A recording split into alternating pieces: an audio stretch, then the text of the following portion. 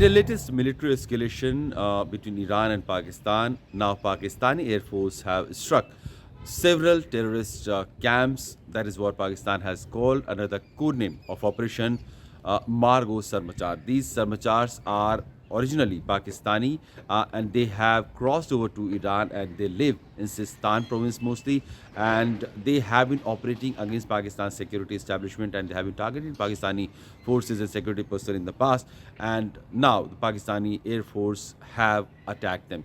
About 7 people are reportedly killed in these attacks. This is what the Iranian media has reported. About 4 women and 3 children have been killed in these attacks. This attack is also coming at a time when we have seen Iranian missiles striking deep inside Pakistan's Balochistan province, saying that they have tried to defend their national interest, national security, because Pakistani government was apparently not taking enough action. Those attacks yesterday also, Pakistani side or some media reports suggested that 3 to 4 civilians were killed in those attacks.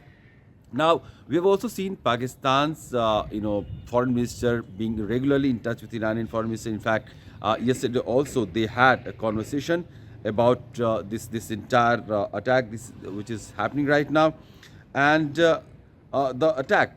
In the context of attack, the two leaders had a telephone conversation, and Pakistani foreign minister underscored the attack conducted by Iran inside Pakistani territory was not only a serious breach of Pakistan's sovereignty, but was also an egregious violation of international law and the spirit of bilateral relationship between Iran and Pakistan.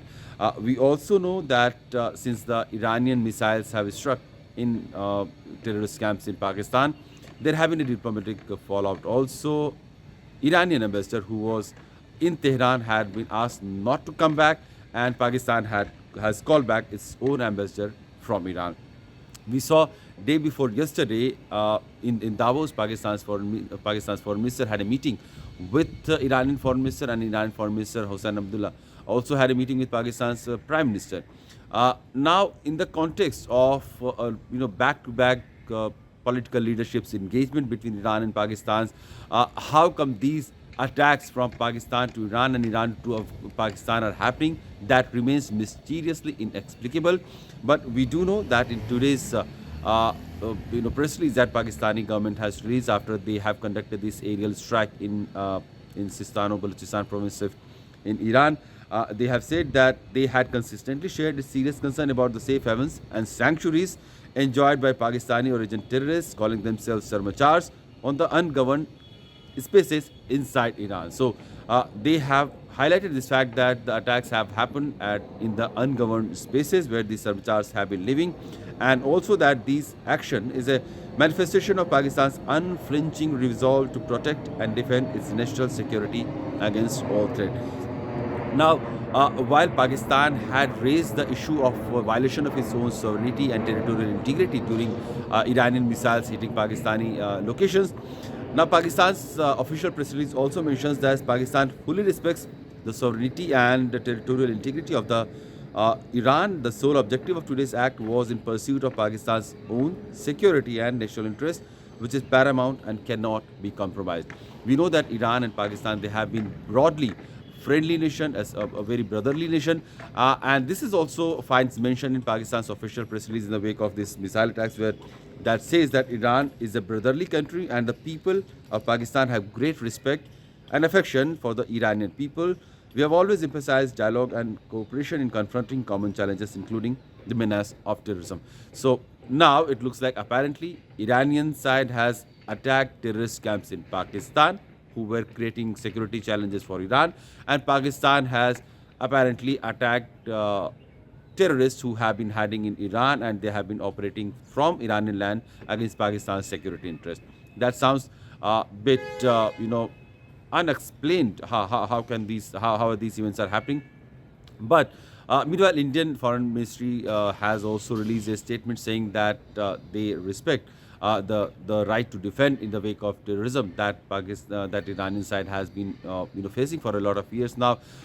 Interestingly, Pakistan happens to be the only country in the region which harbors, shelters, and sends or exports terrorism to Afghanistan, to Iran, and to India. India has been long alien from this menace of terrorism, cross-border terrorism that has been coming from Pakistan's side for decades, and it has been raised at multiple, in multilateral platforms. Also, the world has also acknowledged the fact. External Affairs Minister S. Jaishankar himself has said Pakistan as an epicenter of terrorism. So this epicenter of terrorism is trying to defend itself against terrorism coming apparently from parts in Iran. That remains a bit interesting.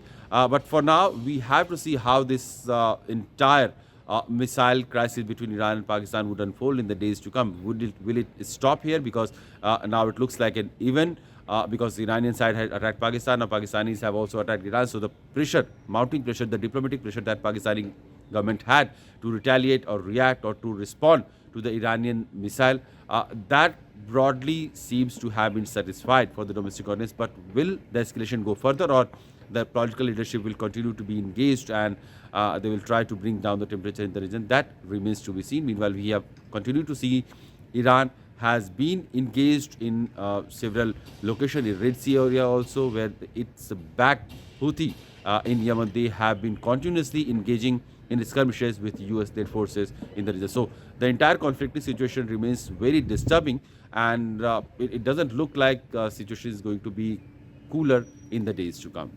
Pakistan reserves the right to respond to this illegal act, and the responsibility for the consequences will lie squarely with Iran. We have conveyed this message to the government of Iran. We have also informed them that Pakistan has decided to recall its ambassador from Iran, and that the Iranian ambassador to Pakistan, who is currently visiting Iran, may not return for the time being. We have also decided to suspend all high-level visits which were ongoing or were planned between Pakistan and Iran in the coming days. کشور همسایه دوست و برادر ما پاکستان مورد هدف Pakistan is our neighborly country. A friend and a brother was not the target of Iran's drones and missiles. که یک گروه تروریستی ایرانی است و در بخش‌های The so-called group Jaish al-Adl, which is an Iranian terrorist group, has taken refuge in Pakistani territory, and we have discussed this topic many times with high-ranking military, security and political officials of Pakistan. سیاسی پاکستان گفتگو کردیم. عملیات‌هایی رو در روزهای گذشته در ایران انجام دادند. They have operated within Iran in the previous days. Our focus is on the Iranian terrorists on Pakistani soil.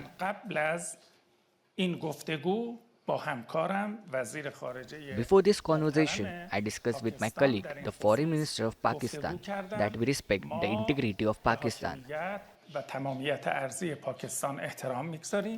We respect the integrity of Iraq, but we will not allow them to play with the security of our country. که امنیت ملی کشورمون رو به بازی بگیرند. It seems as though you are encouraging an escalation.